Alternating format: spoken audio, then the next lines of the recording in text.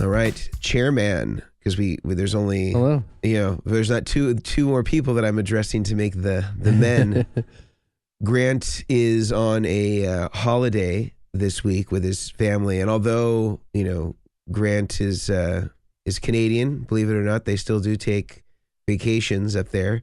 So hopefully he has an amazing and restful time with his family wherever he may be in the world. I don't know if it's still in Canada or he's going somewhere else, but that is of no consequence, because between you and I, Brian, we are going to have an amazing show today. And I think that the topic is of interest to many people. And today we're going to be focusing on social media and its role and influence in not only the music industry, but in our businesses specifically, and how the role of social media can really make a business become something really viable. And I think you of many businesses have a great success story where you've been able to build this great following and this amazing pedalboard and rig building business almost exclusively through, not only delivering on what people see in social media, but using social media to galvanize this huge following. And, I started, before you, when there was less social media options. I don't even think Instagram was around yet. Facebook was around. And maybe in some ways, some of that was still the same. Of course, I think, the Gear Page and other places like that are also sort of instrumental. And I think in some ways in certain subcategories are, but I want to save that for our discussion today. And before we get into the podcast, I want to break for just a moment to hear from a few of our sponsors that make the show possible. And by supporting our sponsors, you are in turn supporting us. These are companies that help pay for our production costs and help make this podcast possible every single week. Behind the scenes, we have a lot of people working on this, editing the audio, making sure that it's all perfect, and that we're able to have a consistent release schedule every Monday. So please do consider supporting them and using some of our discount codes where applicable. That is a great way to support us. And if you want to support us in a free way, the easiest way to do that is write us a review on iTunes. Let's hear from some of those sponsors, and then we'll get back into it. Sorry for the interruption, guys, but I wanted to take a moment to talk to you about one of the sponsors of the show, the Guitar Sanctuary. Now, Guitar Sanctuary is not only the place where Brian Omilion is housed and builds all of his spectacular pedal boards, it's also one of the flagship dealerships in all of the United States. They carry Vertex products, they carry Goodwood products, and pretty much any major brand or boutique brand you can think of is available there, whether it's a guitar, amplifier, or guitar pedals. They have it all. Absolutely amazing shop, great service, great staff, knowledgeable people, just like Brian Omilion. And furthermore, if you want to have a rig built, you can hire Brian Omilion through the Guitar Sanctuary to build the rig of your dreams. So many different options there, having all the pedals and everything you might need under one roof, and having a guy like Brian Omilion build your pedal board. It is a match made in heaven. Definitely check out the Guitar Sanctuary. It will be linked in the show notes and in the description if you're watching this on YouTube. Absolutely amazing store. Highly recommended by the chairman of the boards. Sorry for the interruption, but I wanted to take an opportunity to talk about one of our amazing sponsors, our friends over at Sweetwater, and their brand new platform called Gear Exchange, which is a buying and selling platform for people like you and me who love to buy and acquire new gear and also sometimes offload gear that we haven't been using. Now, Sweetwater has really designed this to really be optimal for your budget and also to really help support people that want to move their gear. Now, they have a really cool policy where normally, if you sold any gear, you'd normally have to pay some sort of seller fee with ordinary selling platforms like Reverb, for example. But if you decide that you want to keep your money in the form of a Sweetwater gift card, you can actually collect the entire amount of whatever your earnings may be as a seller. Now, right now it advertises that that's going to end as of October 31st, but Sweetwater is actually going to keep this going in perpetuity for the lifetime of the program so that no matter what gear you sell as a seller, you will never have to incur a fee so long as you decide to keep all of the funds on a Sweetwater gift card. And if you're somebody like me, you're constantly buying new stuff from Sweetwater, whether it be guitar gear, pro audio gear, or whatever it may be. If you're somebody who's constantly buying new gear, it's a great way to save on fees and always make sure that you're getting the great sales and support that's consistent with Sweetwater and their amazing sales engineers. So definitely check out the Gear Exchange on Sweetwater's website. Absolutely amazing. Really a great platform that I can already see has some great items. I'm looking for a Fender Custom Shop Strat right now, so I'm already on the search on Gear Exchange to try to find another great Strat to add to my arsenal. So I hope you'll enjoy this asset to the gear community as much as I am, and I can't wait to see how they grow and develop this. Really, really excited to be using Gear Exchange from our friends over at Sweetwater. Now back to the podcast. All right. So, Brian, you have been somebody that has utilized social media to your advantage. Yeah. You have built your brand. I would say, I mean, Instagram seems to be the portal. I would say, is that Yeah. an accurate description? It is. What would you say to somebody who is either curious about this or maybe is considering entering into, the music industry? What do you think is sort of the importance of social media in building one's brand and building awareness? Talk to us a little bit about kind of how this has helped shape your business and maybe some things that you thought were really critical to kind of, turn the corner and really make this something that was a viable business for you. Yeah, of course. Yeah. So, I mean, starting out when I did it was like, just laid off from a job, that kind of thing. So we didn't have a lot of money. So I wasn't ready to like invest in like a website because websites are expensive. So like using social media, it was free. It was something that I could basically, it's like building a portfolio, however you pronounce it. Mm-hmm. To be able to show off, what I'm doing as a builder or what musicians are doing or photographs. And I mean, everyone is on social media for the exact reason, but it helped really show off your work without having to drop tons of money on websites. Because I have purchased website like domain stuff before and like for a month and looked at it and it was like 3 people visited your website. And I'm like, that is not worth the money that I am paying for 3 people to see it. Granted, that was like 10 years ago. So I'm like, now it's like with social media, there's just so many options. And Instagram is the biggest like social media side for me because Facebook, I'm barely on Facebook. It's like to like connect with like family, like show off a new Gretsch penguin that I got like on like a gear page. That's about it. And I'll post some builds and stuff in some gear forums, which has been really handy. But yeah, no, it's big. It's a big deal for people that are trying to start out that just want to get something out. They just want to show off their work.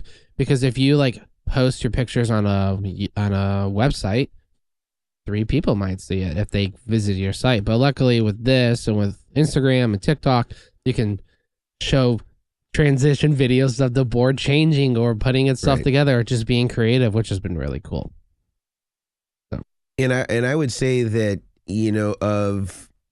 of most guys that build pedal boards professionally, as far as the social media space is concerned, I really feel that nobody is on your level of social media, like not only the volume and consistency of posts, because I mean, it seems as though in some weeks you're building 3 or more rigs in some cases, and so you have a constant flow of content or at least available material to post. And then you're also creating these really cool videos that sort of, I think, combine the sort of the trending ways that you might see information or products or materials presented in sort of a more global Instagram and or TikTok sense, where you see somebody like snap their fingers and then something has changed, and you've sort of adapted that to the pedalboard style and or pedalboard as sort of the medium for that. And nobody who's really doing this, I mean, as I said in a lot of different videos, I don't build rigs anymore. So I'm not really, if you see me build a rig, it's like for a specific reason, for like a video that we're producing, and I'm brushing off the cobwebs in trying to get that done. And even sometimes I get overwhelmed. Like we'll probably get into this more in future episodes, but Brian came in and bailed me out for the worship tutorials rig, because I had been working on that for a while, and I just with like a kid and all these product releases and stuff like that we're doing, I just don't even have time for that. Usually the only time I build a rig is if somebody like flies me to a destination and I work on it for like 3 days or 2 days or however many days it's going to take to do it straight, and then like it's just done. Or somebody flies here and does the same thing.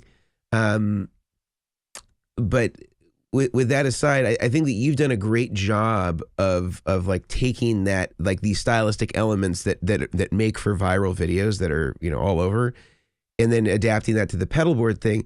Nobody who is really in this industry, whether we're talking about like the legacy guys like a Robert Bradshaw or a Dave Friedman or an LA Sound Design or fill in the blank rig builder, those guys are not good at this. I mean, like they know how to post photos of their pedal boards, I suppose, but they don't know, they're kind of beyond the age arc where you see people really using social media in the fashion that you've used it. And for new consumers of pedal boards, people that say that are maybe under 30 or under 40, they're going to see what you're doing and they're like, wow, like this is amazing. And it's hitting me in the exact same place where, I'm inspired to buy other products and things like that by way of Instagram. You're sort of, right there doing it and creating, the stop motion stuff and the transformation stuff. And that's very inspiring to people. That really gets people in the door. They want to see what you're doing. They want to have their rig look like the ones that you've demonstrated. And I've always been very impressed with the way that you've been able to use social media to build your brand and to build a following. And I think that you really do, as far as pedalboard rig builds and displaying it in sort of the current format of social media, I don't think anybody's doing it better than you. Thank you. I appreciate it. Yeah, it's funny because I'll get the comments from like people that are like, are you a pedalboard builder or a content creator? And it's kind of both. Well, in the sense is I respect all of the legacy guys that build and they do stuff and they do phenomenal jobs, and they have built their brands through all the years that like they don't have to convince people to like come, like Robert Bradshaw is not walking up to someone going, you should build with me for these reasons. But nowadays, like people are so like, I don't know if I should do this. I don't know. So like social media has been really good to really just show off your work. Hey, like I did a board a week or two ago for a guy, and it was probably the cleanest board I have done, where just like the cable runs, everything was perfect, the spacing, it just was all around an amazing board. And someone was like, oh my gosh, that sealed the deal for me. Like I've heard so many great things about you, but seeing is believing. Like that whole thing is like seeing it, like it made such a big difference. So but yeah, no, it's funny because I never thought I would be doing videos, like video stuff, but like I'll spend like I put my kids to sleep, put my kids to bed, and I sit in the room with them. And when they're settling down, I have an AirPod in, and I'm watching like Final Cut tutorials on how to do these like changing things, like slowing down the shot or speeding things up, hyperlapses. But a lot of the stuff I do, video editing, is on my phone, like through an app. So it's not hard. But yeah, no, it's a lot of fun. I thoroughly enjoy it. Just coming up with all these different, like the cringy one that everyone hates when like it looks like I'm dropping something, but really I'm just like, I put a guitar pick under the board and pull it with a fishing string and it looks like it drops, but really it's two different shots. But yeah, no, the stop motion one was a fun one to do. I reached like 3 million views on the stop motion, which was insane. And people were like, "Oh, this is insane. I've never seen it," which I've always wanted to see something be put together like that. So I was like, why not do it for everyone? So it's a big tool. And I think there's a lot of people that are like, I have a friend of mine, he does he used to do pedalboard builds, but he does some other stuff now. But he was just like, it's just so daunting, some of the social media stuff. And I can understand that. There's just so much. What should I post? What should I this? And it can be a lot, but just gotta stick with it. Yeah, I think it is a daunting prospect because social media it's, I think especially for new brands, it's somewhat like speculative time, right? Like you don't know whether it's going to deliver somebody who is interested in building a board or whether you're just spinning your wheels. And I think that that people sort of have to be willing to risk, the time that they're spending to create nice content in sort of betting on that in the future that's going to deliver for them or galvanizing a following, and again, certainly every single one of us who is on Instagram or on YouTube or wherever it is, we all started with 0 subscribers or 0 followers. So you have to put in the time and you have to kind of study what the landscape looks like for you and then adapt the content to match what people want to see. If the goal is explicitly to grow the following quickly, some people are just like, well, I'm just going to post what I'm going to post. And people are going to connect with it or they're not. I guess you could have that attitude as well. And it may or may not, result in great numbers. But I want to go back to something that you said about the website. And it seems as though to me, and again, I'm in the retail space or in manufacturing guitar pedals. I would say that it seems as though the website is almost becoming less and less relevant by the year.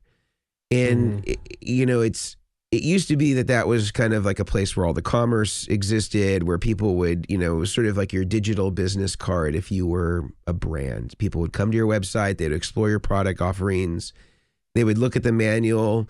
And I think to some degree, you'll always probably have to have some version of that where you have consolidated information about each one of your products that people can look at, should they want that sort of information. But it seems to be like that is sort of going to be the equivalent of like a landline to, like a cell phone equivalent in the near future, because the real business card for people, I think, is become so much more interactive, and the websites can't really offer the enriched experience of a YouTube video. They can embed a YouTube video, but it's not the same as going to somebody's YouTube channel and sort of seeing their preparation of how they're, presenting their video and their brands and all those things. Or on Instagram, where you get a chance to show, transformation videos in that way. The medium of social media is so much better set up to present that information in the way that people consume information now. Yeah. That the websites are going to be, very secondary to this. They're not going to be sort of the first place that people come to learn and experience your brand. I think especially as people sort of age out that were the former Bradshaw customers or the Dave Friedman customers, or again, fill in the blank of sort of more of these legacy pedalboard builders. They're not doing a whole lot to sort of fill the funnel at the top. They've kind of developed, as you said, a following of their own, but that's mostly low-hanging fruit, I think. And I think as those rock stars with which they've been used to working with sort of reach the point where their careers are they're kind of rounding third base, there's going to be a limitation to the work that they do. And now that doesn't mean that they're going to starve, but I would say that you can see that a lot of these guys are having to adapt the way that they do business as the years have gone by. And I don't know the reason that Bradshaw had moved from LA to Pennsylvania, to Lidditz, I didn't know Pennsylvania. that. Yeah, and that was a couple of years ago. I don't know if it was precipitated by money. I've heard in interviews that he did, he's just like, well, it's gotten so expensive and these sorts of things, and I think that that's true, and it's true for a lot of people. I also think that it's very difficult if you're not having products, if you're not having like multiple streams of income. It's hard to maintain that year after year after year after year. And a lot of these older guys, they were real craftsmen. They weren't businessmen, and so a lot of them, I mean, I think I've remembered in an interview that Robert Bradshaw did is he said one of his biggest mistakes was not patenting some of the technology that he kind of pioneered around switching systems, and that are now kind of commonplace and that are kind of used by everybody. And I'm sure he probably at the time didn't have any sense that this was going to be a problem. I think, when we were all young, we make we make dumb decisions, or we don't think about the future. Yeah. But how this relates into our topic of social media is that I think that for older people in the business, it's really hard for them to go backwards and try to learn this stuff and start to develop their business in this way, other than just kind of like treating Instagram as like Facebook, which is kind of like what I think most of the older guys end up doing, is they just take pictures, and there's not really any enriched content. And maybe that's fine for their audience, but their audience is sort of rapidly aging, and, those mediums maybe aren't that, don't connect with them as well as they would for somebody who is your, average customer. Like, do you have a sense of, are most of your customers sort of like the Instagram age of like, I think Instagram's, median age is like late 20s, early 30s, something like that. Yeah, so the great thing, so years ago, I switched over to like a business platform from Instagram, because I had it as like my personal one, and I got a lot of like stop posting pictures of your family and start posting more boards. So I switched over to a business one, so I can actually see it's about, I mean, the age, like, are you talking about like age range of people? Well, like I'm talking about like of people who actually, I mean, presumably there's lots more people that watch your videos that employ your services, right? If you have, you probably don't have 50,000 customers that you're servicing, throughout the year. Wish. Well, and it probably wouldn't even be possible, right? I mean, with the type of work, the level of customization, it's not even possible to do that many rigs. It would be like a King of Tone wait list. It would be. You're right. Probably more. Probably more. So like if like I just checked out my statistics for the past year, and I've reached or in the past 90 days, it was 1 million people. So I don't think I could ever keep up with that. I would say of like the business, like 99.2% of my business is through Instagram. And what would you say is the average age of your clients? I would say it ranges between 20s and 40s probably. Okay. The Sanctuary is, high-end boutique shop. So we do have a lot of wealthy like lawyers and doctors, and a lot of those guys they'll buy guitars that display in their wall because to them it's artwork. And I have a lot of these guys they're doctors, so they don't have a lot of time to play. So there's a small percentage that it's, over 40. I mean, I don't have an age gap. I had one guy who was 12 and he wanted to do a board. I was like, I don't care. He goes, do you have an age limit? I'm like, no, I don't have an age limit. I don't care. You have to be this tall to get a pedalboard built. I have a little marker. You have to be this tall to have a board. No. I mean, that's the cool thing too, is that it can be there's no, as I tell people, there's no age limit. There is no type of playability. Like one guy, he's like, I'm super new to it. Can I have my board done? I'm like, dude, of course. I am here to be, to help you get further in what you're doing. So, the most common is between 20s and 40s, mostly.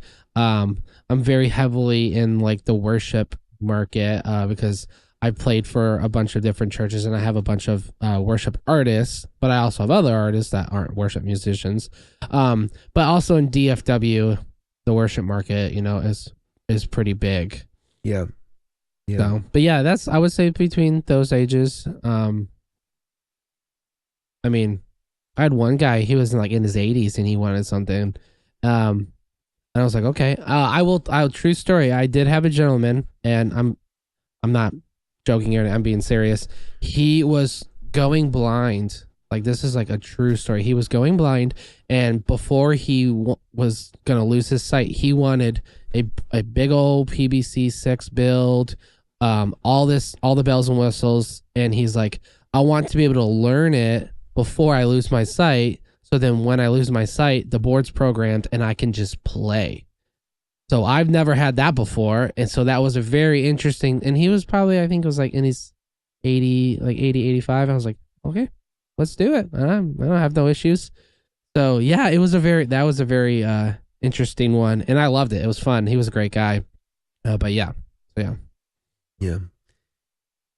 Well, I want to continue the conversation, but I want to break for a moment to hear from a few more of our sponsors that make the show possible every week. And again, by supporting them, you are in turn supporting us, making this podcast possible. There's a lot of man hours in production and editing and all those things to make this a weekly podcast and make it of a high quality. So as you listen to that, consider that this is all going into making this the best possible podcast that it can be. And we'll return in just a few minutes. So sorry for the interruption, guys, but I wanted to take a moment to speak to you about one of our amazing sponsors, Mono. Now, if you know anything about the guitar case or just case game in general, Mono has been among the high watermark of all companies in the industry at protecting your gear and giving you some really useful advantages over all the other stuff that's out there with specialty compartments and just really well-made stuff. I use one of their double gig bags, and I often will take 2 guitars in that, and it's just an absolute lifesaver, not having to carry 2 hard cases, but really getting the protection that those hard cases offer. And it allows me to just throw it in the back of my trunk, allows me to be able to get it to the gig, not have to have extra weight due to hard cases. Just a really, really great piece of equipment. And it's that way for anything from Mono, whether you're talking about their great pedal boards, which Grant from Goodwood Audio uses very frequently and are very good quality, in addition to the cases like I would use for my guitar. Absolutely amazing stuff. Highly recommend Mono. And you can get 10% off anything in their store by using the coupon code Chairmen. So head over to Mono's website. It'll be linked in the description and in the show notes.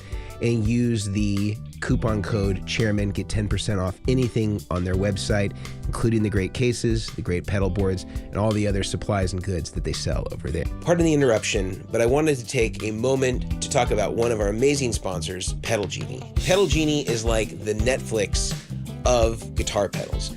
Basically, you can sign up for their service and get whatever pedals that you want sent directly to your door so that you can experiment, try out whatever pedals that you might want, the newest, coolest, latest, and greatest pedals, and you have no obligation to buy them like you would from an ordinary dealership where you'd have to go in, you'd have to buy the pedal, try it out at your home, and then have to worry about getting it back before the return policy expired. There's none of that with Pedal Genie. You simply select the pedals that you want, they send the pedals to your home, you get to check them out with your own gear, and then you can send them back to them when you're ready to try out some new stuff. Really cool system, very simple. And for the first month, listeners get an exclusive Chairman of the Boards discount, which is 50% off your first month using the discount code BOARDS, BOARDS. Gives you 50% off your first month with Pedal Genie. Absolutely amazing service, highly recommended by all of us here at the Chairman of the Boards. So another thing about social media, I suppose, like if you were to sort of rank order them for music industry, and I guess it could be specific brand to brand as far as the value, but if you were to speak sort of less specifically about Omilion Audio and kind of more generally to the industry, if let's say we kind of restricted to the guitar based stuff, what would you say are the most if you were to rank order again social media, like what are the kind of the most influential to least influential, you think? I would say the most influential as of like 2020. I will say 2020 really stepped up the game for a lot of like not retailers, like Eventide, JHS, all these companies. I'm not sure what those like I don't know what the term is for them. The manufacturers. Okay, them. I can't think of the name. Like really stepped up the game for them to all kind of like invest time into those devices and everything to like do more social media. So I would say that manufacturers, JHS, those types of guys are all like they've all done a phenomenal job. Whereas you get like retailers aren't as great. The problem is that there's a huge struggle is because so many manufacturers nowadays are selling their pedals direct. I mean, Chase Bliss does direct. A lot of these companies do with direct, and there's nothing wrong with direct because they have to obviously cost and everything now. But that's a big part of social media is that manufacturers have taken a huge step forward, that kind of stuff. So I would say the most influential are manufacturers. So you guys, Chase Bliss, Wallace, Jason, all these Jackson Hall, everyone that's creating content, to really push what they're doing and stuff. And then like, below that would be some resellers do a really good job. Some of them do. Like even me that I have my social media, I also do the shop's social media, but it's really difficult. Like when I started, I think we had like 5,000 followers, and now I'm 5 years and we only have 11,000 now. But like looking at the analytics and everything of the page is like in the past 90 days, you've reached 300 people. I'm like, that doesn't make sense. It's because more people nowadays aren't following guitar shops. They're following the manufacturers. Yeah. So they're seeing the manufacturers. And I mean, when manufacturers, when I worked for Jackson Amp Works, we would send off products to our dealers, expecting the dealers to turn around and make videos of those products to post for release day. Yeah.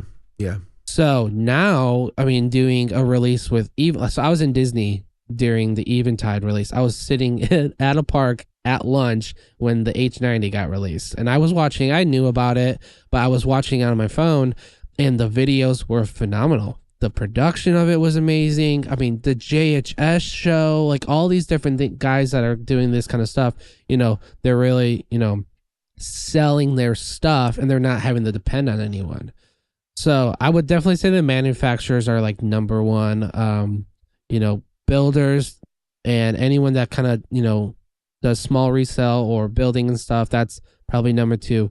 But then bigger retail services, unless they have a dedicated department, it's honestly like the last because they're not just juggling just one brand. They're juggling so many brands that you have to like, try to show off everything, but not, not favor one type of brand or anything. So yeah, I would say it's most likely like that.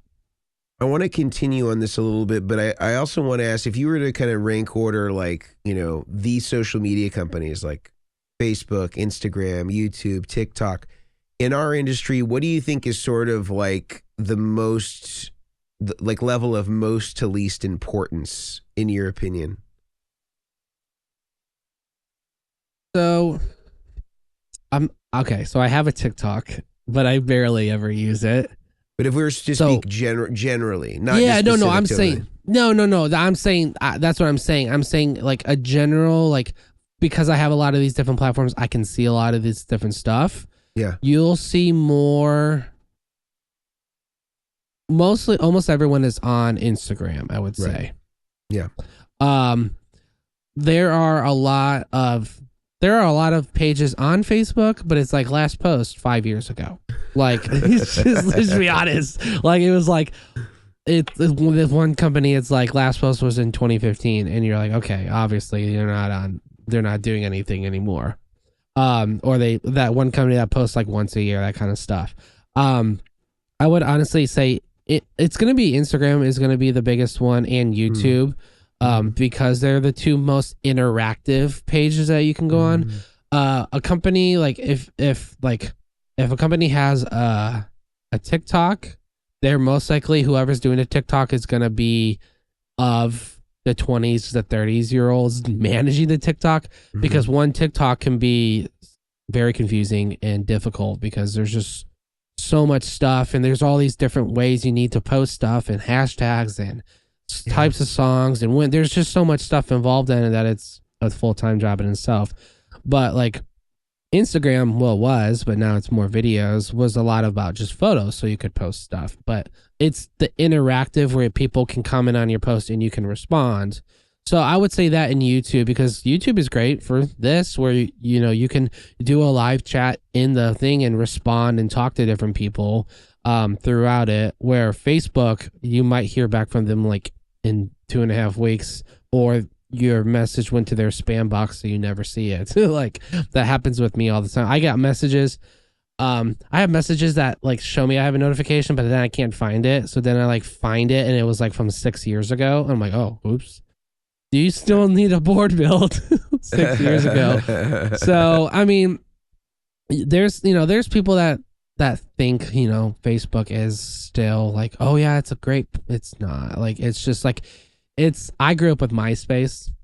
So like the traits I saw of MySpace, I see with Facebook, and it's just, yeah. So I would say Instagram and YouTube, they're big. That's the fact that you can have a an Instagram shop to where the person can literally see the pedal in your post. Like today I posted or last night I posted a photo of a board, and I tagged the Goodwood audio interfacer in it. And you could click on the photo and actually take you to the link to buy that interfacer directly and check out through Instagram. So like you're not having to go to a website, you're not having to go to any other secondary page. It's all right there, which is really cool. So I think a lot of companies are moving towards that because they see, wow, it doesn't cost me as much to not have a website. It costs me less to not have a website and use a platform like that. Yeah. So, yeah. I think that I would agree that Facebook has become less and less consequential, and we repost through Instagram to Facebook, but we never make any dedicated content for Facebook. And I always thought it was kind of a weird. We used to use Facebook heavily, probably like 5-ish years ago, and used to do a lot of ads through Facebook, and they were really effective, especially when we were selling direct. We haven't sold direct for a few years. But I think even if I were selling direct, I probably would still use it less because, I don't know, the whole system with like Meta, it just got weird. And it seemed like in the early days of social media, or at least in terms of like it becoming sort of the critical piece that we all relied on as manufacturers, is that you would spend a lot of time galvanizing an audience, and then they would be ransomed, by Facebook, and so you would spend all this time and energy gaining a following, and then, you'd have, whatever, 20,000, 50,000, whatever. And if you wanted to reach them, you had to pay in order to access the audience that you had developed through your posting. And I felt like that was I felt like more than other platforms, and you could argue that this is consistent in Instagram even in some ways. Like certainly it doesn't show your post to all 50 or 100,000 subscribers or followers. But I would say that it seems to me as though on platforms like TikTok and Instagram, at least, you have a higher likelihood of reaching a larger number of people. Whereas your Facebook thing you might get, you can see huge companies with hundreds of thousands of followers getting 10 likes on posts. And it just seems to me that there has to be a censoring of where the content goes on behalf of Meta, because it's all ad driven, and whoever is willing to pay the most is the one that gets their stuff seen, and they want you to buy ads. And so it just seemed like it was reductive in kind of being in the back end of the Facebook marketing stuff, you know, and I'd again done that for several years. You're always competing against whoever was willing to pay the most to be seen, and even sometimes people that weren't even in your category. So an example I can think of is, I remember one holiday I was running, I don't know, some sort of holiday sale promotion, like a lot of companies are doing during the holidays now. And I remember that the Facebook representative, because if you're spending a certain amount of money, you get like kind of like a rep that can kind of help guide you through the process and kind of help figure out how to optimize your ads and the audiences to serve and lookalike audiences and all these, you know, terms that they use. And I remember her saying, like, you know, like, oh, you know, you need to spend more if you want to be able to compete. And it was like, if you're competing against, and a lot of them were even other pedal companies, it was like kind of semi-related companies that were somewhat music oriented, but they had some overlap with your audience. And so, you know, like, let's say that there was, I don't know, a company that was making, you know, I don't know, some sort of like, you know, let's say like a larger company, like I'm trying to think of like an example of who might be. It wouldn't even be like a pedal company, like a Boss or somebody that have a big budget. It would be like, I don't know, Mattel had a kid drum machine, you know, and they were willing to sort of put money into the music industry audience, and they were willing to spend $5 a click, you know, and in ordinarily in non-holiday, like off season, you could buy that same view for 10 cents a click. Now you have to be able to match or exceed their budget in order to have access to that same person, because they have some overlap with your audience. And so it was basically just like, you know, you were at auction with huge companies potentially trying to compete for the same audience, and you never could. So that was always a little disappointing that that was the kind of the thing that you were up against. And so I kind of abandoned Facebook in that capacity many years ago.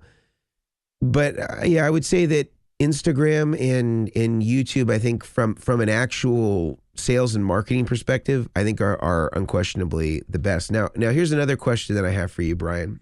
Yeah. And you kind of mentioned this a little bit. Like, you talked about how the intent in the old days as the manufacturers, you would send your product to a dealer and they would make content about the product. There are so many products now, and there continues to be more brands every year. It almost becomes impossible for the dealers to be able to do video content on every product that they sell, because they just have tens of thousands of brands that they represent. Yeah.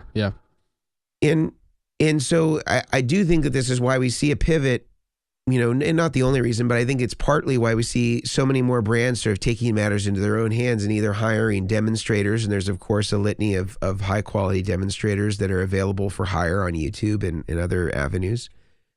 But also why you see some of them turning to themselves to create their own content and create their own space in social media, whether that be a YouTube channel or Instagram, whatever it may be. Yeah. I would say that the only companies that are still kind of doing it in the old school way from a dealership standpoint are probably companies like Anderton's. I think of maybe more boutique options and varieties. Peach Guitars does it. In the U.S., Casino Guitars, I think it's called. Never heard of them. Yeah, they're on YouTube, and it's kind of more of a podcast style, conversational sort of channel. I'm trying to think of who else. I mean, like Wildwood used to be a big player, but I don't think that they've stayed up at that level where they were 10 years ago, as far as like their social media presence. Who else in the dealership space do you think is doing that besides Anderton's, Peach? I mean, I said Casino, you'd never heard of them, so I guess maybe they're not even in that conversation. Who else would you say is in that? who's Purely that? dealers, just like dealers. Yeah, dealers that have the social media presence, because you said most of them don't. Like you talked about. Yeah, yeah. You I know, mean, there was a big chunk of them that did, like Rogue Guitar Shop did, Lark Guitar Rogue, Shop did. I Pro was Guitar really good. Shop. Huh? Pro I mean, Guitar. I was really good friends with the guys that owned Rogue, and I knew the guys at Lark, and like I think it was a huge part is that there was like a big flip of staff too, because employers nowadays have to they're not hiring just people it's harder to hire someone that can do marketing than it is to hire a salesperson. Yeah. Like logically for them, they're like, oh, we're just gonna hire a salesperson to, and not worry about hiring someone to, because this is the biggest thing too and it's always, it's been something that I have talked about with our manager and he says you can't manage how good you're doing on social media, because that post may direct 10 people to you, but you may never know that unless you have something set up. But for like guitars, yeah, I would say Rogue and Lark, they were really they were big, but I haven't seen as much. The problem is that a bunch of them redid their websites. Like they spent a lot of money doing the websites and then kind of let the website do its thing. I don't know a lot of them. Yeah. It's hard to think of. Yeah, I'm trying to think also of like other dealers that have good. I mean, I think Chicago Music Exchange has a nice channel, but I don't really think they're doing like what like Peach Guitars or what Andertons is doing. Sweetwater also. Yeah. Sweetwater is kind of more of theirs is more of like a corporate style, but I would say that they produce a lot of videos that look really good, and they I mean, like if you go to Sweetwater, they're producing 5 to 10 videos a day. I mean, Which it's is just crazy. like, and they have a huge production staff. I mean, like their system is really cool. Yeah. In that, like, you kind of have like a producer, maybe multiple videographers, somebody who's running audio, somebody that's running lighting, that's on one shoot. They shoot whatever it is, they grab all the SD cards, and then they move it on to the editing phase. And if you're shooting multiple videos that day, it may not even necessarily be the same crew. You shoot with the first crew in the morning, they do whatever they do, they take the cards, they move on to the editing phase so that they're kind of following the video that they did. And then the next group comes in and they, have their lighting person, their producer, their videographers, their audio guy, and they're shooting the next one. So there's like continuity. So like the people that shot it, they're staying with the edit. They know, down the process. And they have a really sophisticated system, I would say, better than I've seen. I mean, I've shot at Andertons before. I mean, and of course, the proof is in the pudding there. They have a lot of views. They produce a lot of good content, but it's not as organized as what I see at like Sweetwater. Of course, they're just different systems. I mean, Andertons is like a house, and it's like the upstairs floor of a house, and so it's not a huge space.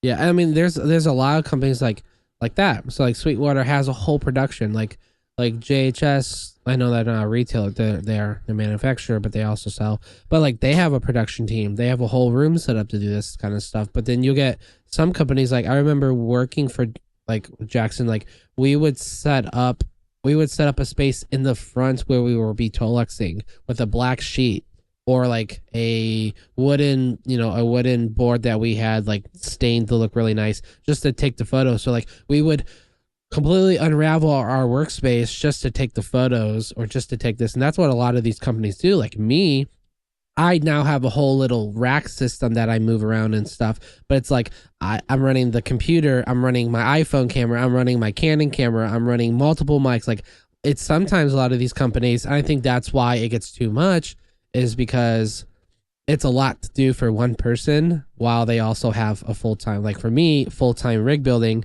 but I'm also supposed to be putting out like, what's in the box videos that we started doing with the shop, or, our favorite staff picks and stuff. And it starts just piling up and stuff. And like, I think I have 10 unedited videos of content that I have to put out for the store, but it's just finding the time to do it. Yeah. That's the big part about it, is like having someone that can do it in a 40-hour work week when they're already 39 hours doing something else. Yeah. So that's a bit, I mean, more companies will start to figure it out, or they might not. But yeah, I mean, there are some companies that don't need to worry about it. But yeah, that's what I would say. Well, that little alarm there is is a perfect time for us to break shortly for a few of our sponsors that make the show possible every week. And again, by supporting our sponsors, you're in turn supporting us, making this podcast possible every single week. Let's take a few minutes to hear from them, and then we will come back and resume our conversation. Sorry for the interruption, folks, but I wanted to take a moment to talk to you about one of our amazing sponsors, Creation Music Company. Not only do they make amazing, beautiful pedal boards, but they also have started making their own quarter-inch plugs and used exclusively by Brian Omilion of Omilion Audio. They have their mini cakes, which are low-profile pancake plugs, as well as short, straight plugs that really compete with any of the greatest and lowest profile short plugs out there. Great for pedal board switchers. And again, that's why guys like Brian Omilion use these plugs exclusively. And listeners get a special discount code. Using the code Chairmen15 is going to give you 15% off anything in the Creation website. You can get that discount, get whatever you need for your next pedal board, a pedal board surface, your plugs, whatever you're going to need to build the pedal board of your dreams. Creation is going to be able to help you do that. Head over to their website. That's going to be listed in the show notes, as well as the description if you're watching on YouTube. Creation Music Company, absolutely amazing stuff. Highly recommended by the chairman of the boards. Sorry for the interruption, but I wanted to take a moment to talk about one of our incredible sponsors, Bestronix, also known as BTPA, an amazing company out of Chicago, Illinois. Now, most of us at the chairman of the boards get a lot of our materials that we build our pedal boards with, whether that be cable, whether that be for audio, whether that be for power, whether that be connectors like quarter-inch connectors or 2.1 millimeter barrel connectors for power. All the supplies that you could possibly need to build the pedal board of your dreams is available at Bestronix. They have amazing, amazing selections. All the cables that you could possibly want, whether it's Mogami, whether it's Evidence, whatever it may be, they have every single brand conceivable, in addition to their own brand, their in-house brand, which is absolutely incredible sounding, super low capacitance, and competes with all the best stuff, whether it be Mogami, Canary, Belden, etc. They have a great in-house brand, highly recommended, and listeners get a special discount using the code DACHAIRS, DACHAIRS, just like the old show on Saturday Night Live where they talked about Da Bears being from Chicago, as Bestronix are. You can use the coupon code DACHAIRS and you can get 10% off anything in the entire store. Absolutely amazing way to save some dough, get some great materials from some great people. Bestronix, absolutely amazing company, highly recommended by the chairman of the boards. All right, Brian. So we're back. We're back. So I think the final sort of topic that I want to touch on today is like, who do we actually think is doing the best job in social media amongst brands, amongst dealers that are out there? We've already touched on some of them with like Andertons and things like that. But maybe we can both talk about, who we think are doing the best job as, I think we could break it down in a few categories, like manufacturers that, are in, the content creation space, and let's maybe restrict it to guitar-based stuff. Dealerships that are, producing high-quality content of the brands that they carry and represent. And this could be in the Instagram space. This could be on the YouTube space. This could be on the TikTok space, or maybe we mention kind of some of the what we consider to be the top players in maybe each of those, social media platforms. So maybe somebody who's interested in pursuing this and they want sort of an exemplar or a representative model of somebody who's really doing it well that they may want to try to emulate or kind of use as their baseline or the high watermark. They have those reference points. And of course, if you're listening to this, I'd love to hear from who you think too, because maybe there's some people that we're not thinking about. Yeah. And I think also we could just talk about, generalized good just content creators in the space that maybe aren't affiliated with a dealership or a manufacturer that could also be another good jumping off place, about presenting products and things of that nature. So what do you think, Brian? Yeah, I mean, I would say from a manufacturer standpoint, like JHS pedals, We Absolutely. talk about them. The JHS show, like it's fun to like see like them like because they can reshare people's stories when they tag them in it. But they're like sitting down for my lunch watching the show. Like they've made it enjoyable to like Yeah.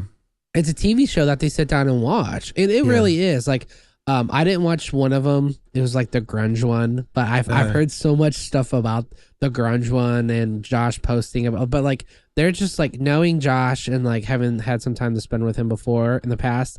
Like, the show makes perfect sense for them to do, and they're smart and they're the thing nowadays. And I think it's everyone loves social media content stuff. Is like everyone likes behind the scenes, and in a way it's a behind the scenes. You get to look into that store's life and how they're sitting at the table just having conversations or they're demoing stuff. So I would say JHS. I love when Walrus Audio does the bands in their garage. Like, I'm a huge Devil Wears Prada like fan. So when they did their song release, they did a release with them a couple weeks ago or a month ago. I can't remember. My days run together. I don't know anymore. But when they released that, I've watched that so many times. Like, I grew up listening to them. So seeing that kind of stuff, companies incorporating like your favorite bands into their product stuff, like, first off, it shows you that they can get those tones. But then also just getting the geek out that one of your favorite bands is right there. So I would say those two are huge. You didn't ask me to say this. I love your stuff. Just gonna say, I am a nerd at heart when it comes to the behind the scenes stuff. I watch documentaries like crazy, and to me, I like build videos of you assembling stuff. You're encouraging people. You're like, whenever someone's like, how do you have a video on how to do this, I send them a link to you because it's informative, it's clear, there's no like long like these, okay, just get to the point. Like, everything is very good and straight and to the point, and you could sit down at a lunch break and watch that, and you can learn a lot from it. So I have to say, thank you. Your YouTube channel, especially because you just hit like was it 1 million? Was it 1 million? No, what did you hit? What was it? Was it 100,000? I couldn't remember the number. It was something. I would be the biggest of any like pedal manufacturer. Yeah, JHS will hit 1 million before we do. Well, 100,000 is still insane, though. Yeah. I think I had like 1,000 on YouTube accidentally because I forgot I had a YouTube channel.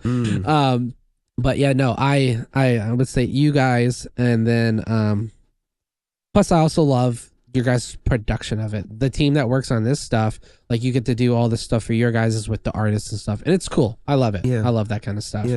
I would say those are probably my top 3. There are some other companies like Eventide and Strymon and that like come out with like product release stuff, so they don't constantly put out content. One company, they're not an underdog, I just don't get to use them enough, is Morningstar Engineering.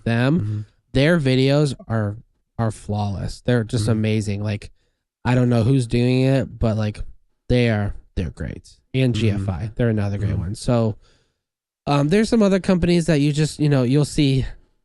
It's like that guy on YouTube. I don't know what his name is, but he's like, "Hi, I'm playing a red guitar into a brown amp, and this is a black pedal." And then he just plays. Like, I've seen those kind of things, and in a way, I'm like, I like the vibe. I like the just like blunt rawness of it, which is fun. But I would say those guys, and they're all like more on YouTube and Instagram. Maybe they have TikToks. I don't really know, because I get on TikTok, I post a video, and I get off of it. I don't stay on it long enough, right? Just because there's too much stuff on there. So yeah, that's what I would say for those manufacturers. I would say amongst manufacturers, I would say that the best ones, in my opinion, I think I agree, JHS. And I mean, for those of you who don't realize, he's spending tens of thousands of dollars every month in production costs to make that. and he's got a fairly big team, and I think he's got really smart people. Nick, who works with him, I've known Nick for, I don't know, before the JHS show started. In fact, Nick had done some video editing for us, Oh, nice. maybe 8 years ago. Who actually was introduced to me through Adam Snagowski, who has some, was kind of involved with the Brown amplification dudes and stuff like that. And he's a very creative guy and a great musician and sort of just this multi-talented guy. And I think, obviously Josh has a great vision for his brand and his company and a look and feel that pre-existed the collaboration with Nick. But I feel like he and Nick have this really beautiful relationship, and they've had some really amazing creative stuff. And I'm sure there's other great creative minds that are behind everything that happens there. But the amount of time that they're spending in like that is their marketing budget in essence. And, and I think, and I can tell you, somebody who has also invested heavily in YouTube in the last few years, it's the best marketing budget to have because you are creating long-term customers who are engaged with your every move every single week, and you get to speak to them. You get to be in their households, whether they're watching it on their phone or on their TVs or on their computers. And that is the best way, in my opinion, to galvanize a very loyal fan base for your products. And I think especially what JHS does, I think that it goes above and beyond what an ordinary Strymon, and I'm not calling Strymon ordinary, but the way that their YouTube video or YouTube channel is structured, or even Eventide, is that there isn't really an exchange that's taking place when you go to a Strymon video or you go to an Eventide video. They're presenting their product in a really beautiful and artistic fashion, but you don't walk away from that video other than as it relates to that product with more information than you came there with. You can leave a JHS video and you can have a new understanding around the history of something related to guitar or music. You can have a new understanding of something related to the inner workings of the pedal or the way that those circuits were uniquely designed and the designers behind them. They offer something educational to their audience where they are made better by watching their videos every week.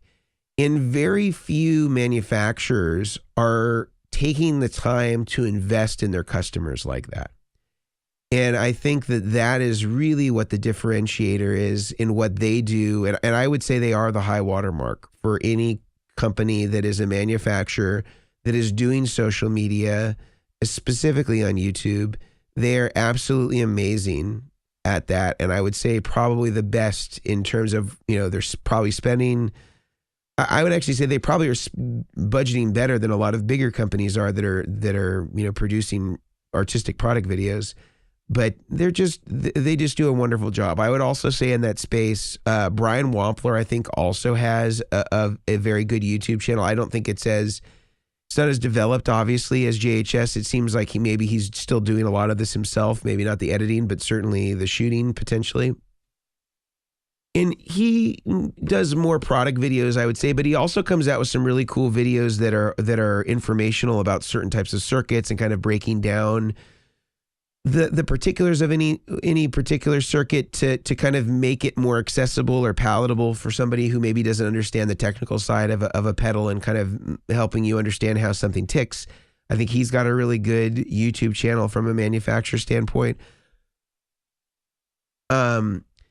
I guess you could consider that Pedal Show to also be a manufacturer, and that they make like switchers and some accessories.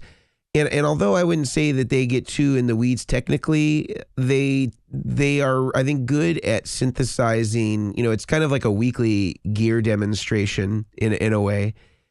And I think that they do a good job at, I think, presenting, like they each have their own individual styles of playing, and maybe that doesn't cover the gamut of all players that are out there, but I think it covers a pretty good cross section.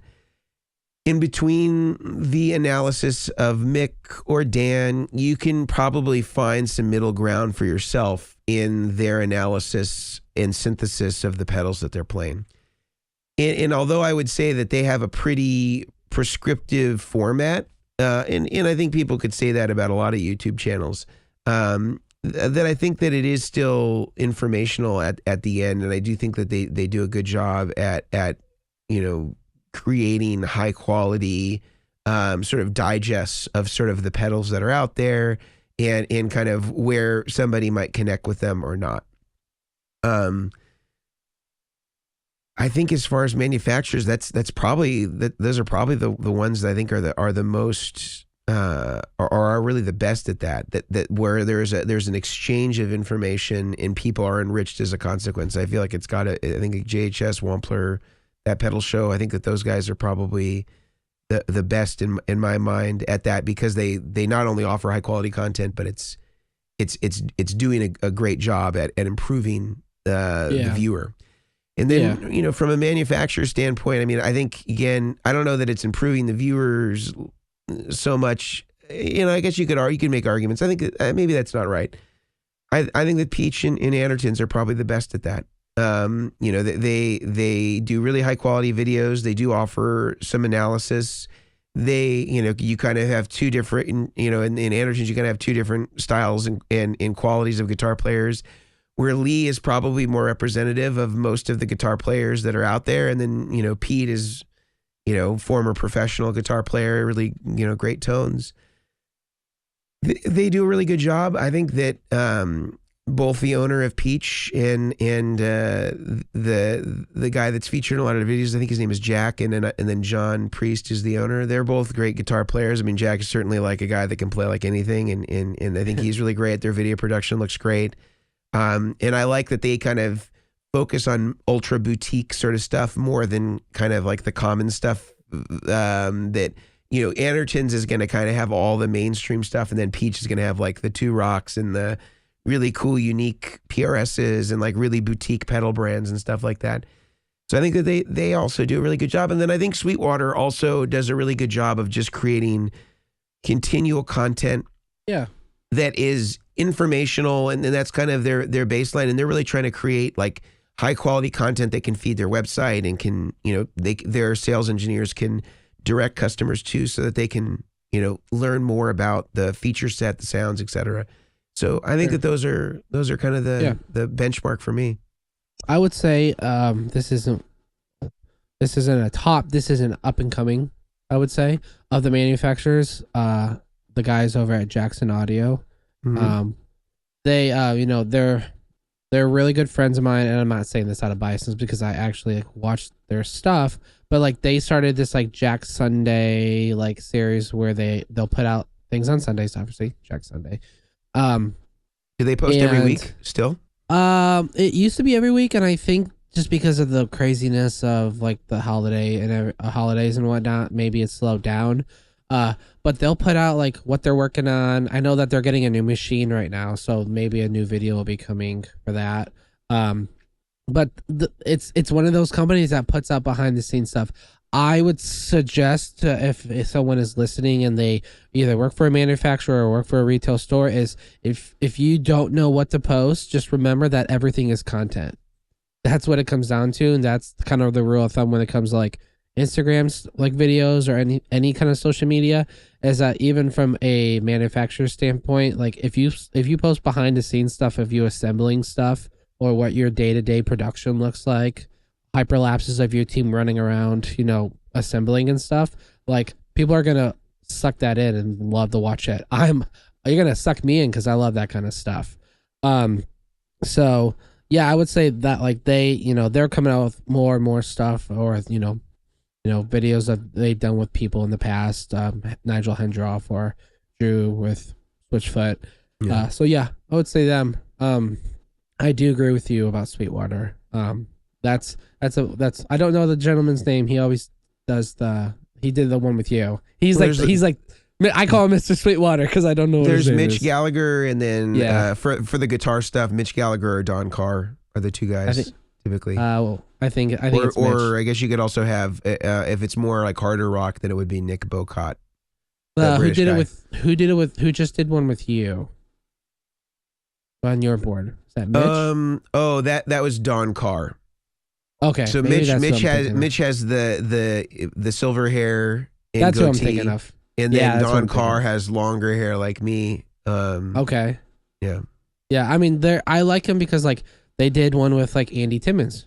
Yeah. I know I'll get slack about this in the comments because I always mention Josh Smith. Anytime I mention Josh Smith, someone makes a comment. I'm proud of working with Josh Smith. He's an incredible person. But what's the problem? Why is someone? It's always someone that's like, oh, it wouldn't be Omilion audio without mentioning Josh Smith. I don't understand. It's freaking Josh Smith. Like, come on.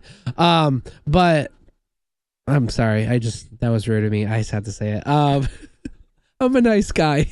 But no, like, they did like these rundowns, the rig rundown, like they do their own rig rundown. Yep. Obviously it's not Premier Guitar. But like there's, it's another thing. Pedalboard? What's on your pedalboard? It's another in-depth thing. People love to see that stuff. It doesn't matter if there's one pedal or 20 pedals. Like people like to know what me and the Edge's massive long rundown that he does with all 5,000 of his guitars. Yeah. Soaking it up.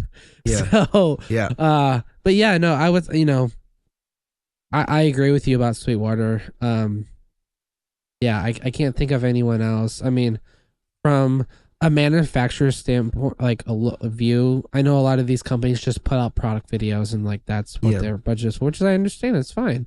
But one we actually haven't mentioned are like social media, like demoers. That's a big, that's a very popular thing right now. I was shocked. So I had to sign like an NDA about the H90 like months ago. So our rep could tell us about it. And so I've known about it for quite a while.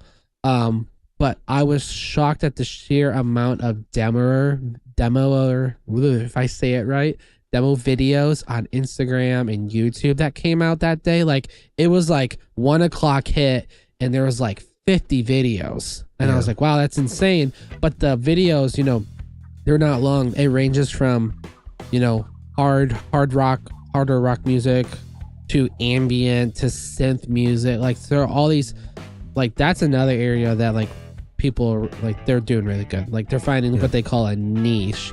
They're sticking to doing those videos of those pedals and this type of like, that if you need to hear an atmospheric, you go to this guy. If you need to hear a 7-string headless guitar, you go to what's his name? Those are the T. I remember. Really good player. I can't remember. I don't watch enough of them. I want to say Tobias something, but these guys, you go to those guys. There's somebody for everybody. There's somebody which is great, and that's really smart marketing to do that kind of thing. So obviously they're killing it in that era of demoing social media stuff. Yeah. Well, Brian, I think it was an interesting conversation, and I hope for the listeners out there that they found some value in sort of us. We kind of have gone, all over the place today in Tone Town. And I think that there certainly was some value in talking about some of the ways that things work from the business side of using social media and the advantages that it has. And certainly it's been really great for Brian and really great for us to help us build brands and gain followings and be able to build a customer base and be able to have an exchange with those customers of information and commerce. So really cool, Brian, and I appreciate you having the talk with me today and being on this journey to Tone Town, as always. And next week, Grant will rejoin us, and we'll be able to have all three chairmen back in the same place at the same time. And if you want to support us in a free way, an easy way to do that is to write us a review on iTunes, a super easy way that will go a long way in helping more people find out about the Chairman of the Boards podcast. Until next time, we're out. See ya.